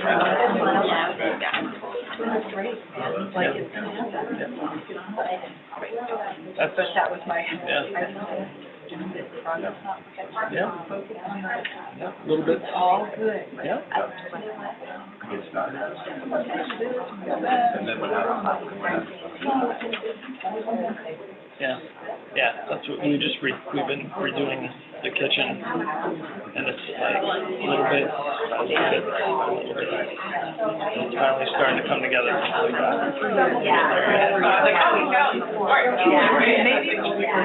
Yeah.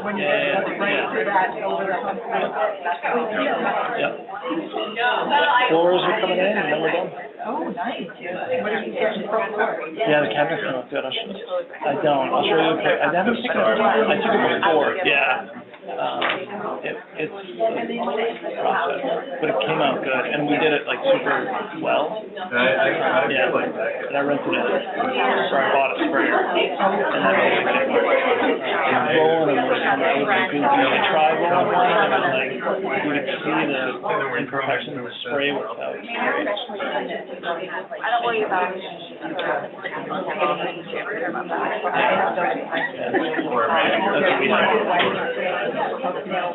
It's a lot of work. Yeah. All right, so I guess we'll bring it back. If you're, kind of finishing up, that's fine. We'll work together on it.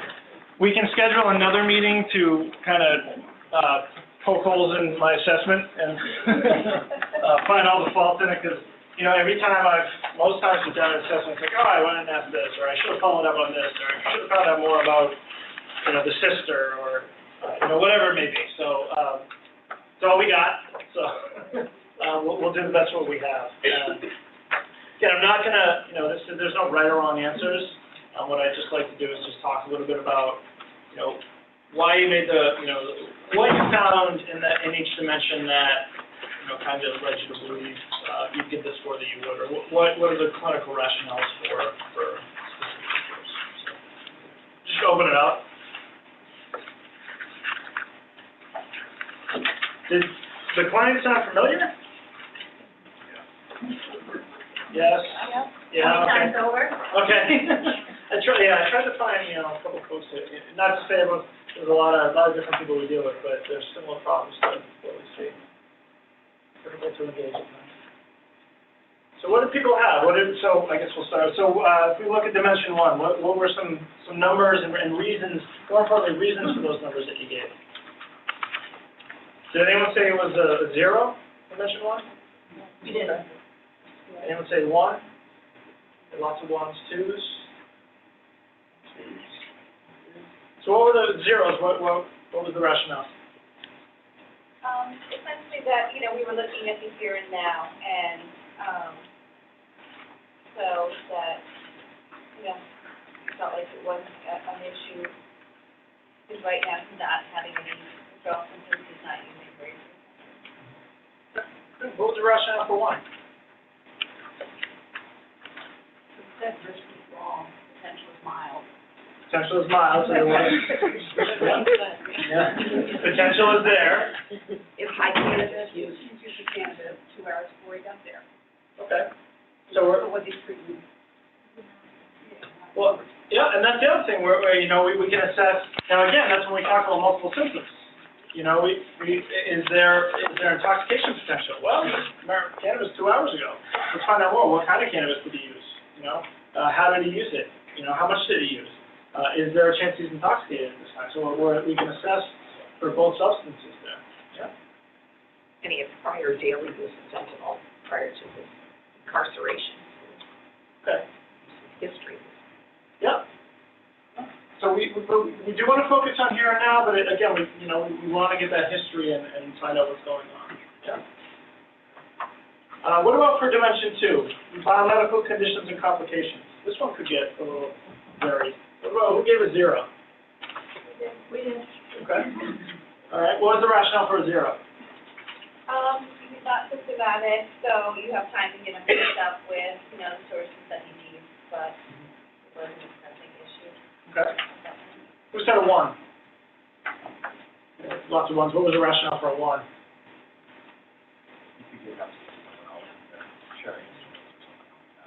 Okay. Yeah, we definitely want to take that into consideration. We want to find out some safe use protocols of the individual. Hey, when you use, do you share works? Yeah, but I always clean them out. Well, how do you clean them out? Well, I throw a little water in them and shake them around. Or you bleaching them, 3 cycles of bleach, 10-to-1 ratio, do they know what they're doing? You want to find out those things, certainly. Yeah. What other rationale for a 1? Needs primary care. Needs primary care physician, yeah. Might not be symptomatic at the time, he doesn't have a primary care physician, and. Tobacco use, marijuana, that can cause some issues, respiratory issues. Okay.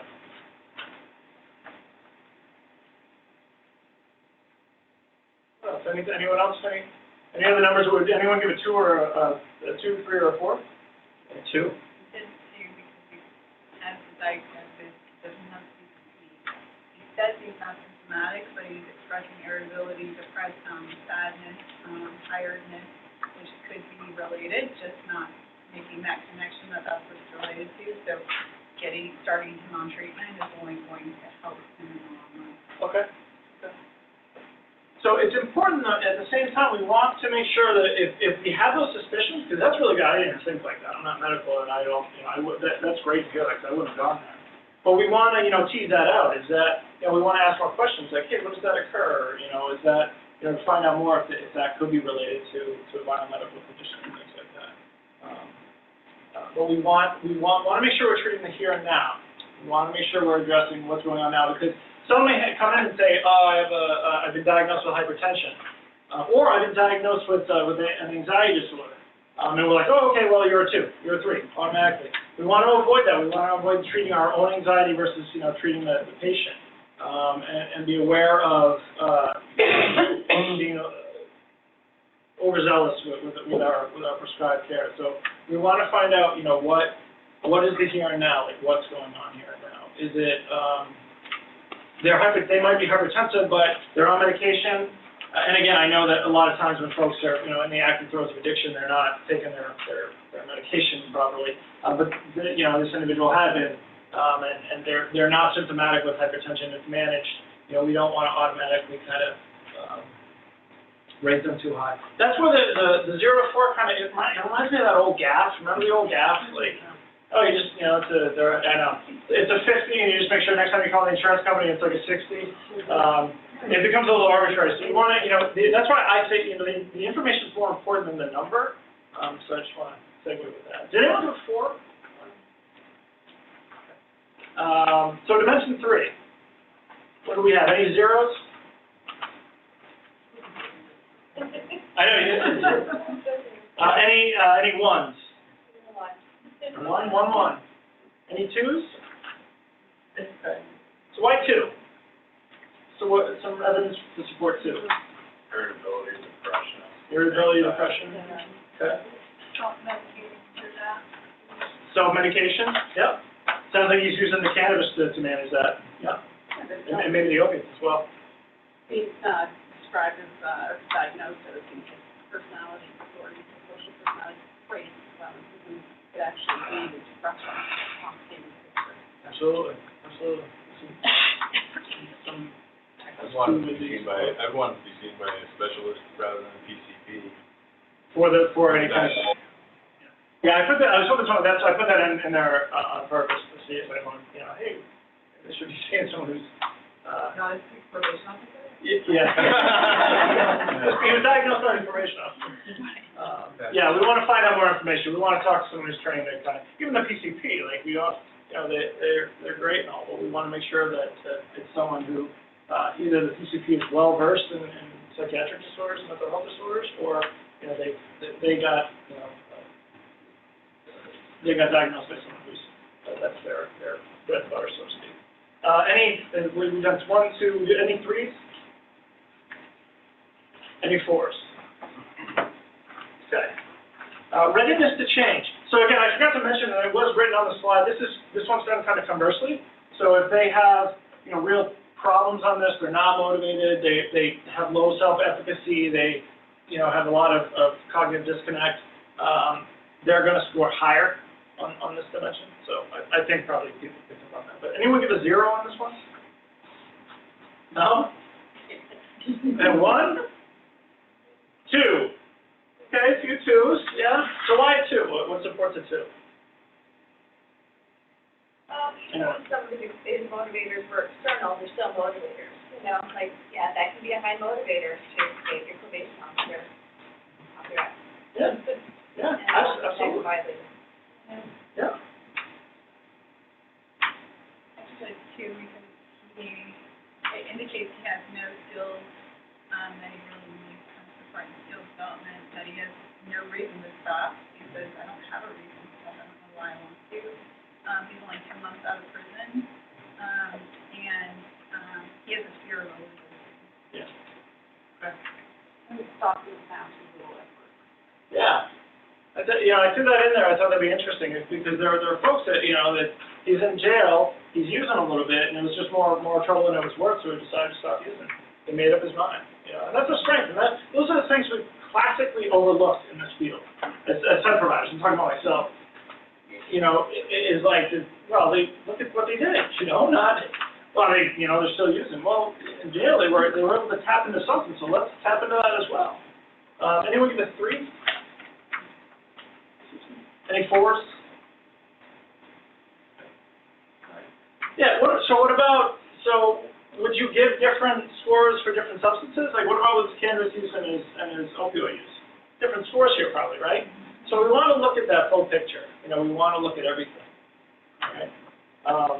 Again, pre-contemplative given the cannabis use. I want my card, I want to smoke pot, it helps me, and with the opiates, it's very, very clear it's a problem. I don't think I have to do anything, but it's definitely a problem.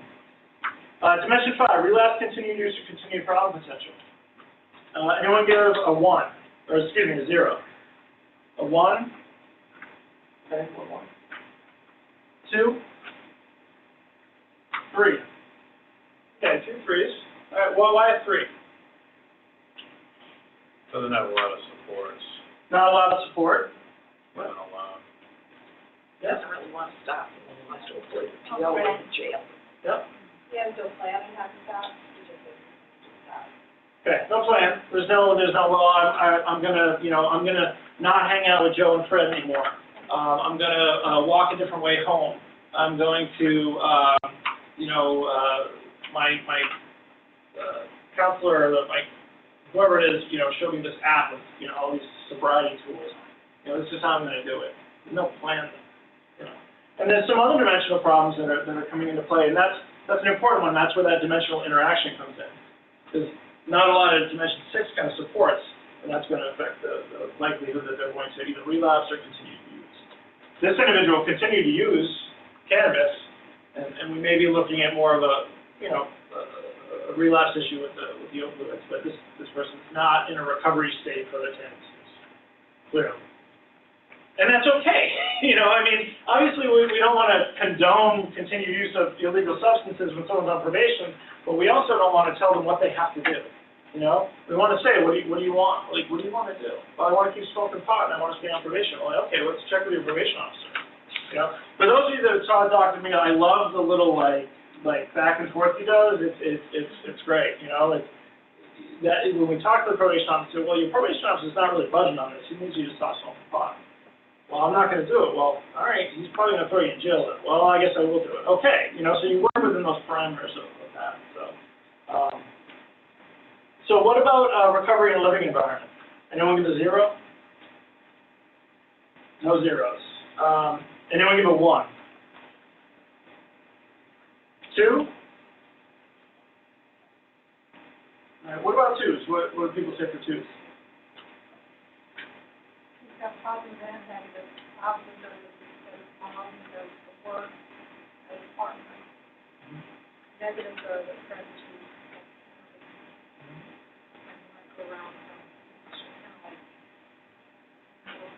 Okay. Anyone say 3? Why do we say 3? I feel like I'm picking on you guys back there. Sorry. I guess a little bit too. Well, I haven't seen you in so long. We actually wanted a 2.5 back here, but I thought we could do that. Even though he has some support, the question how healthy some of them are, like mom's attitude was do whatever you have to do to get off probation. That support or that codependency. Yeah. And he thinks it's no big deal at his job, but his boss doesn't know. Right. Right. And then his lack of trust is isolating, how is he going to build a healthier support system if he doesn't trust him? Right. Yeah. And those are things, that's again, that dimensional interaction. So that's, that falls on that kind of that axis 2 kind of stuff. That perceptual difficulty that he may have is going to create problems in his relationships. So you have to look at how the big picture, how the dimensions interact. So what level of care would you guys recommend for this individual? Or what prescribed treatment would you recommend for them?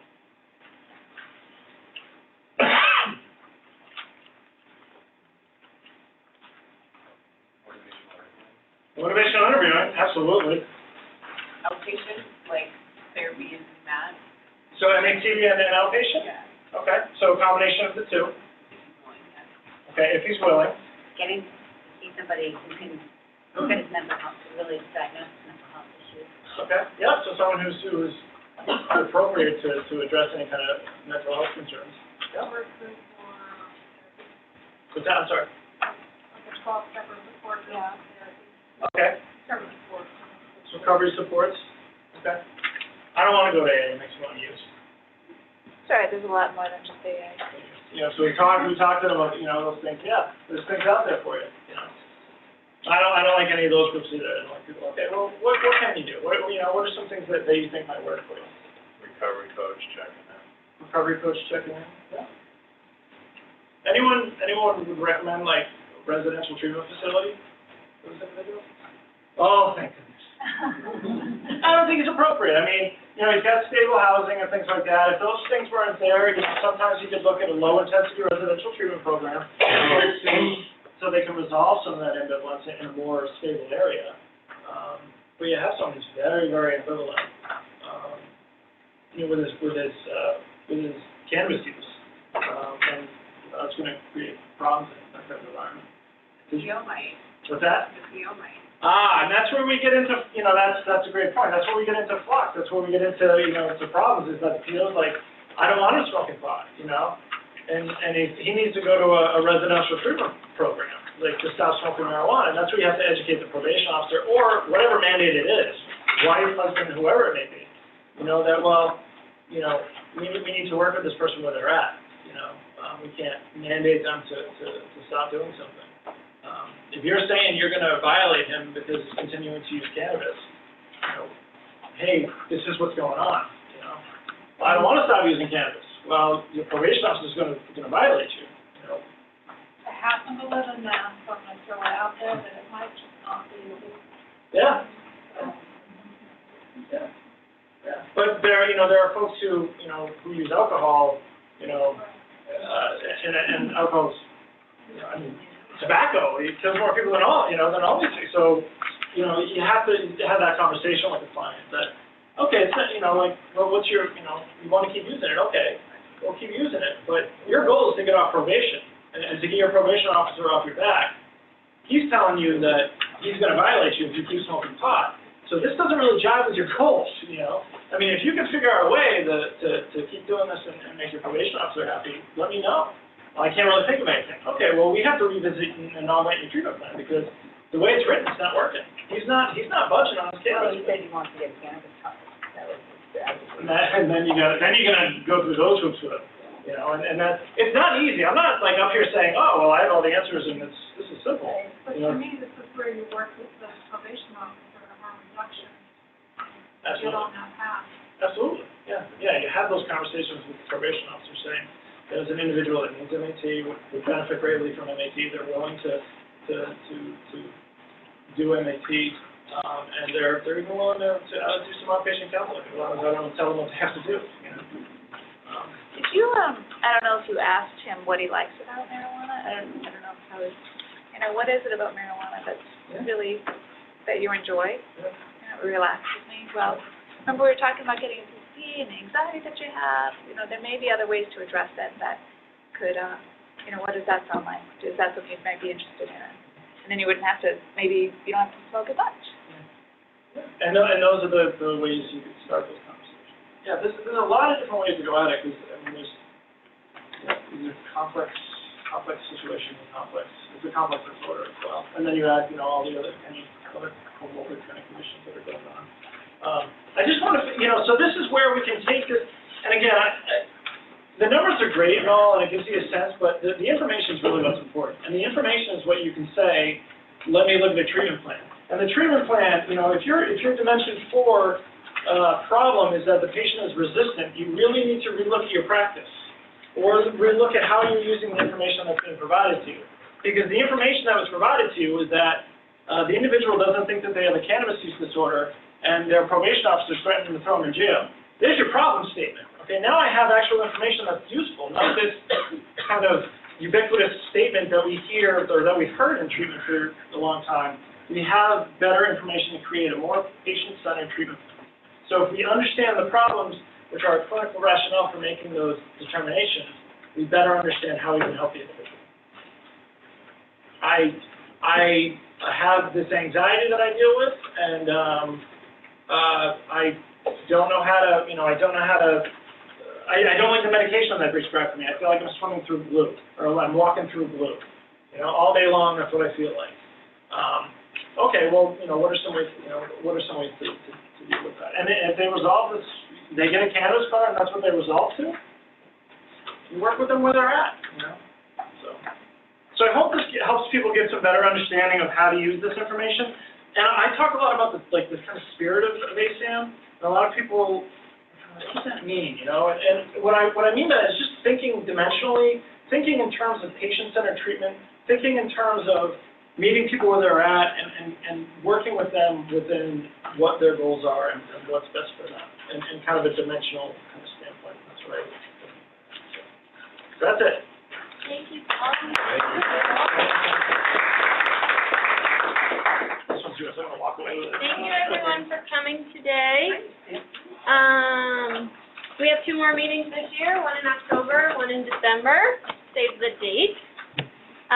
Please remember to utilize the Google group for questions, events, and resources that you have to share. If you're not a member of the Google group and you'd like to be added, please let me know. We'll also try to add you just from your sign-in, so make sure that you've signed in with Melissa in the back, and then she'll also check off that we received your evaluation, so you don't have to get an email from me where I say, did you hit an evaluation and I just not catch it, or do you need this link? It's the whole thing we have to do. So we'll just avoid that, and Melissa will check you off.